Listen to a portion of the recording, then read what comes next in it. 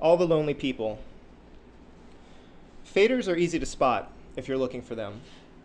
I'd boarded the commuter rail at Penn Station during evening rush hour. I was working my way from the front of the train towards the rear car when a red-headed guy made eye contact with me. I paused, and his gaze drifted down to my chest, then back to my face. "This seat's free," he said. He patted the space beside him. "I'm looking for someone. I wasn't interested in being picked up tonight. He may have wanted me, but he didn't need me." I adjusted the shoulder strap of my bag and flashed my wedding ring at his eye level. Then I edged away and moved to the next car down. I passed row after row of worn vinyl seats crammed with people. As I pushed my way farther back, I observed each of the other passengers with an inner sense that I've never had a name for.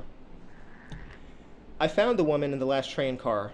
Her kind is usually drawn to the edges of things, wherever they can be alone, wherever they can go unnoticed. She was reading a poster on the back wall, both hands gripping the seat backs on either side of the aisle as if they were holding her up. I could see through her to the poster, an ad for classes at some community college. She was a fader. That's what I call them, those caught in that limbo that claims more and more people every day. I don't know what that makes people like me, those of us who can see them. I assume there are others, but it's not like I got a membership card and a list of instructions the day I discovered my ability. No one told me what it's for. I stared at her hard because she was still mostly solid, just slightly transparent and fuzzy around the edges, and her face all out of focus. Maybe she just had a rough day, or she was feeling under the weather.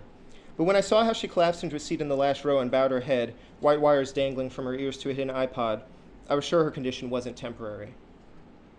Other passengers shoved past me to enter the car and grabbed for empty seats. When I moved toward the woman in the back, she hunched her shoulders and clutched her big purse to her chest like she was trying to fold in on herself. Her eyes were closed, headphones tucked into her ears as a protective talisman. Leave me alone. I find most faders at this time of day. I think the city wears some people down. In a population of over 8 million, each of us is anonymous, invisible. Most people who live in the city want it that way, or think they do, without realizing what the consequences might be. I slipped my wedding ring off and tucked it into my purse. "Excuse me?" I spoke loudly to overcome the tinny music from her iPod. The woman lifted her head and slowly turned to me like a flower facing the sun. Her eyes opened in surprise and her lips parted, but she didn't speak. I wanted to brush away the dark hair from her crinkled forehead, but I didn't want her to close up again. "Would you mind if I joined you?" I said. She turned to regard the empty space by the window, then peered over the seat in front of her. The front half of the car had filled up, but the back was still empty aside from us. "There are plenty of other seats." Her voice was soft with a hint of a southern accent. "I'd really like to sit here," I said. She opened her mouth again, but then she just slid herself along the seat and pressed herself as close to the window as she could. She twisted her body away so that she didn't have to look at me. I settled next to her, a foot-wide gap between us, and studied her ghostly reflection in the dark glass. Her eyes were wide, staring vacantly out at the platform. Some stragglers spilled into the car just before the doors closed. The train jolted. As it rumbled slowly up the tracks, a halting mechanical voice announced, "This is a Long Island Railroad train to Babylon, with stops at..."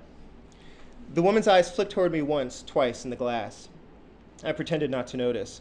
I pulled out a current New York Times bestseller and opened it to a random page. I always had the most success striking up conversations about books with strangers. The woman relaxed as I feigned absorption in my book. Her eyes looked me over like the guy a few cars up had. This time, I didn't mind.